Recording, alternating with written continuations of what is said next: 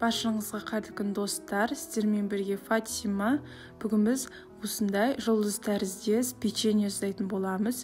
Үй жағдайында жасаймыз, және де осы печеньеге қосатын ингредиенттер әр адамның үйінен табылады. Ендеше жасауды бастайық. Ең алдымен бізге керегі сары май.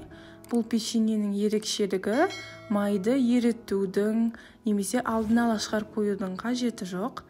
Майды осылай мен ыңғайлы болу үшін 4 бұрышты көбік қылып кесіп алдым.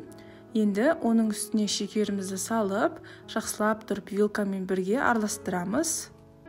Осы печеньенің құрамын мен видеоның астына қалдырып кетемін, сол жерден көріңіздер. Міне біздің майымыз бен шекеріміз осылай жұмсақ болғанша жақсылап араластыруымыз қажет. Ендігі кезекте жұмыртқаның кезегі. Бұл жерде жұмыртқаны біртіндеп тұрып қосайық. Бір жұмыртқаны қосып, жақсылап тұрып араластырып алып, сосын барып екінші жұмыртқаны қосамыз.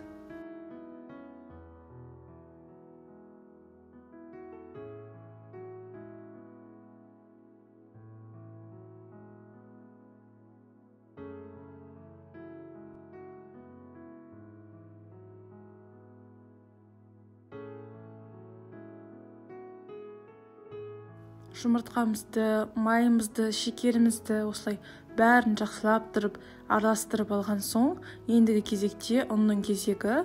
Достар, ұнды міндетті түрде електен өткіземіз. Ұнды електен өткізіп болған соң, ендігі кезекте қопсытқыштың кезегі. Ұнды сеуіп болған соң, басында осылай шанышқымен бірге араластырамыз.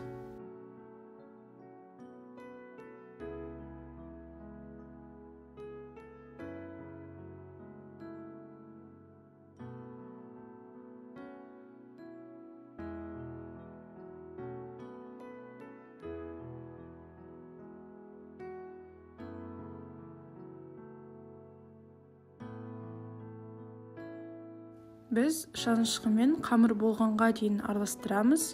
Сосын ары қарай қолмен араластыра берсек те болады. Достар, сіздер қамыр елеп жатқан кезде қамырларыңыз қолға жабысуы мүмкін. Ондай жағдайда кішкене ұн қосыңыздар.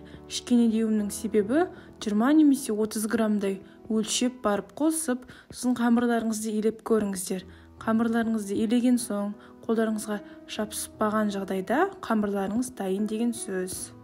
Сіздерге бұлай өлшеп барып қос деп айтуымның себебі, осы қамыр елеп жатқан кезде біз өлшемей көп мөлшерде ұн қосып жүруіміз мүмкін. Кейін соның кесірінен біздің қамырымыз қатты болып қалды деп айтамыз. Сол үшін де қамырымыз қолға жабысқан жағдайда кішкене ұн қосып, сосын барып елеп көріңіздер. Міне біздің қамырымыз қолға жабыспайтын жұмсақ қамыр еленді. Енді бұл қамырды салафанға салып, тоңазытқышқа 15-20 минутқа қойып қоямыз.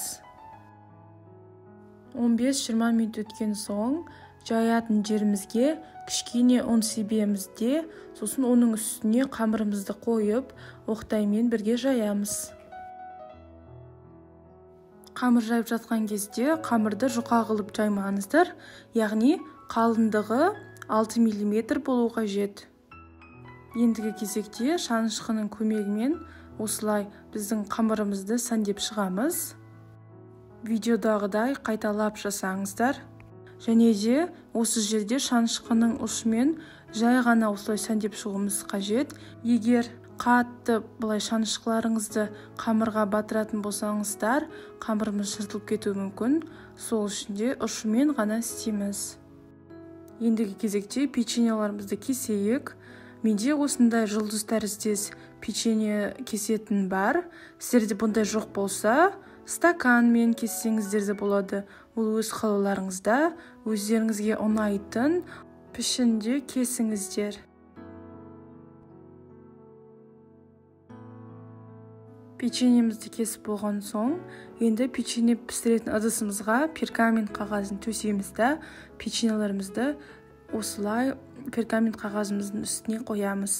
Бұл жерде біздің печеньеміз өте жұмсақ, сол үшін де пышақтың көмегімен осылай жайлап тұрып алып қоюымыз қажет.